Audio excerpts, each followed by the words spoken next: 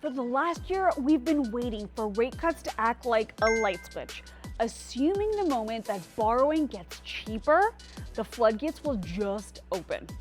But February data has just landed, and it's like a reality check that everyone needs. The new normal isn't just the transition phase, it's a destination.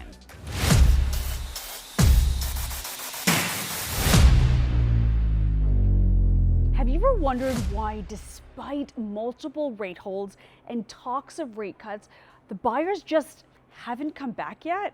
Are you still waiting for rates to lower, or have we reached a price point where the math simply no longer works for the average family? In February, we saw 1,648 sales. Now, the headlines will tell you that's a boost from January, and technically it is. But here's the number they'll skip. We are currently 28.7% below the 10-year seasonal average. I'm Jovita Pinto, welcome back to my channel. If you want to work with a professional, you can easily scan my QR code and book a call with me. I would love to hear from you. Today I'm going to break down the data for Greater Vancouver.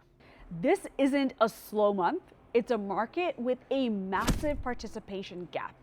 We saw a 9.8% decline in sales compared to last year, February. And remember, last year was already one of the slowest in 2 decades. We are now nearly 10% below those lows. But within this silence, there is one segment that is screaming for attention: townhomes. While the rest of the market is shrinking, attached home sales actually increased for townhomes 7.8% year over year. Is this a sign that the market health is increasing, or is it just desperation? It tells me that families aren't waiting anymore, they're compromising. They've abandoned the $1.8 million detached dream for the $1 million townhome reality.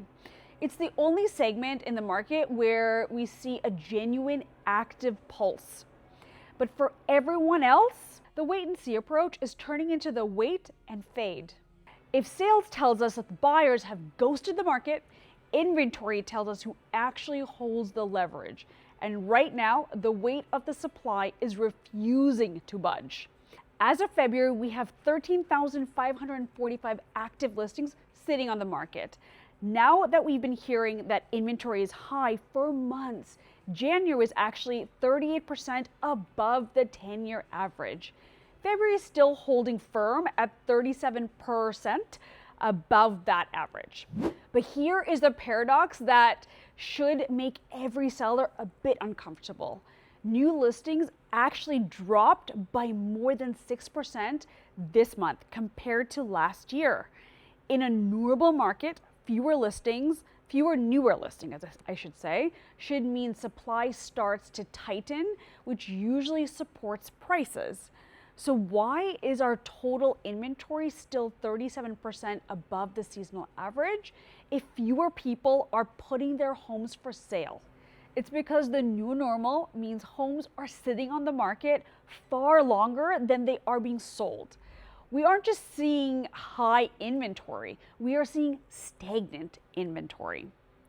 When supply stays this high and sales stay 29% below the average market, it loses the ability to protect sellers' asking price. Look at the detached segment at 9%. Historically, whenever that ratio dips below the 12% for a sustained period, it triggers downward pressure on prices. If you're a seller in that 9% world, is your price based on a market that no longer exists? Or is it based on the reality that 91 out of 100 buyers are currently just walking past your front door? This is where the realist investor makes their move, right? You aren't just buying a house, you're providing an exit strategy for a seller trapped in the stagnation zone. Let's move past the stable label being thrown around right now and look at the actual math of the drift. If you only look at the month-over-month change, you'll see the composite benchmark is sitting at 1,100,300, which is negligible 1.1% dip since January. But is this market truly holding steady, or is this year-over-year gap getting wider every single month? Are we seeing a plateau, or are we seeing a ceiling that the market simply can't break through? In January, the year-over-year price drop for all property types was 5.7%. Just 30 days later, the gap has widened to 6.8%.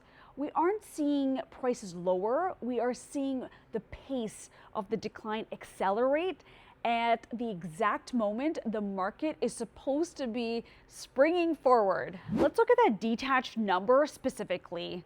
Last month, we were down 7.3% compared to 2025. This month, we're down 8.8%. This is a significant move in just 30 days. If you're waiting for the bottom to feel safe, consider this.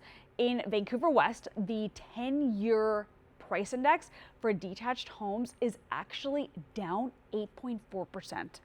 Think about that. If you bought a home in Vancouver West a decade ago, you are sitting on an asset worth nearly 10% less today than when it was in 2016. When the buy and hold mantra failed, what does that tell you about the importance of buying based on value rather than hope? This is why the strategy right now isn't about following the crowd.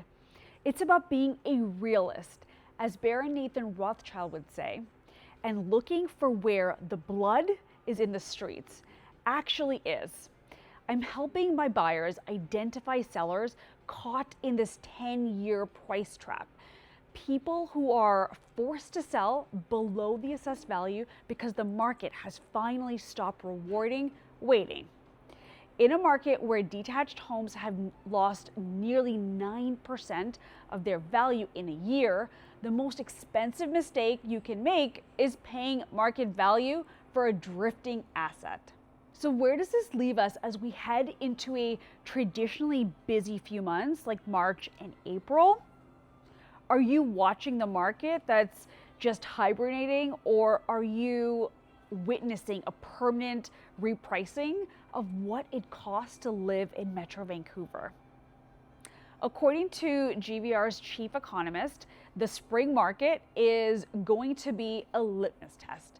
If sales continue to stay nearly 30% below the average, while inventory sits 37% above average, the drift we saw this month will widen and become a steady slide. But here's the truth that most people miss. A drifting market is a playground for those who are prepared. While the majority are paralyzed by the headlines, my clients are using these anomalies. The 9% detached absorption and the 10-year price trap to secure properties at prices we haven't seen in years. We aren't guessing where the bottom is. We are looking for sellers who can no longer afford to wait for recovery that isn't on the calendar. If you're thinking about making a move in 2026, don't wait for the news to tell you it's safe. By the time it's in the news, the best deals are already gone. If you want to see the specific data for your neighborhood, the real numbers, not the spin, scan the QR code right now and book a call with me. Let's look at the math and control your narrative. Everything I share here is based on real data and the actual negotiations that I'm doing and having every single day, boots on the ground. My name is Jovita Pinto. Thank you so much for watching, and I'll see you on the next video. 3, 2, 1.